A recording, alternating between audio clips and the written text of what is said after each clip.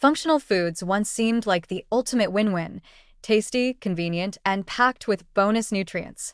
Why settle for a boring bowl of cereal when you could have one that lowers cholesterol, boosts energy, and supports heart health all before your second cup of coffee? As nutritional science caught up with modern food processing, manufacturers embraced the idea of fortification, adding vitamins and minerals to common foods, not just to improve public health, but to market their products as smarter, stronger, and somehow morally superior. Enter the era of niacin-fortified flour, folic acid-enhanced bread, and drinks that make you believe your mitochondria are dancing with joy. And let's be clear, food fortification originally came from a very good place. Deficiencies in B vitamins, iron, and iodine caused widespread issues like goiter, rickets, and neural tube defects, especially in lower-income or war-torn populations. Adding nutrients to staple foods was a brilliant, cheap, population-wide fix that saved lives and raised IQs. In fact, mandatory folic acid fortification alone has drastically reduced neural tube defects in newborns in countries that implemented it. Niacin fortification wiped out pellagra in the US, where it once plagued the South like a slow-motion nutritional apocalypse. These are big wins, no question. But like most things in nutrition, the dose makes the difference between remedy and risk. Now, decades into this public health success story, we're bumping up against a new problem: overexposure. While we still hear about nutrient gaps in some populations, we're also starting to see signs of people getting too much of certain nutrients, especially when fortified foods, supplements, and energy drinks are combined like some kind of wellness smoothie from nutritional purgatory.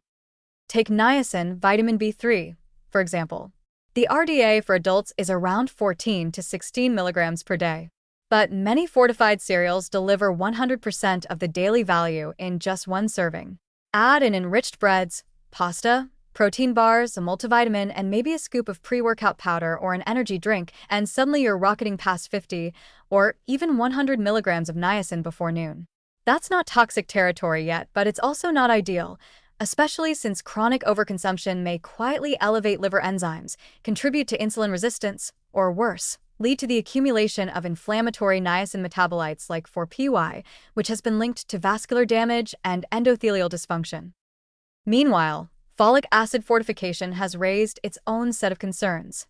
While it undeniably prevents birth defects, excess intake, particularly of the synthetic form found in most fortified foods, can result in unmetabolized folic acid accumulating in the blood. This may mask B12 deficiency in older adults and has been tentatively linked to increased cancer risk in some epidemiological studies. The real kicker? Many people are already taking supplements that provide 400 micrograms or more of folic acid on top of fortified foods, pushing some individuals beyond the tolerable upper intake level of 1,000 micrograms per day without even realizing it. That's like fighting malnutrition by flooding the house instead of fixing the plumbing. And let's not ignore the irony.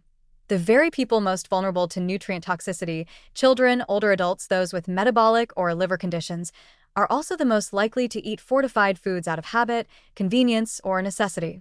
Kids have small livers and even smaller body mass, yet they eat fortified cereals like candy.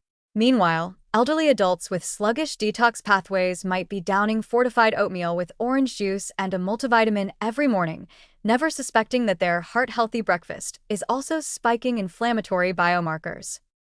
So, what can be done?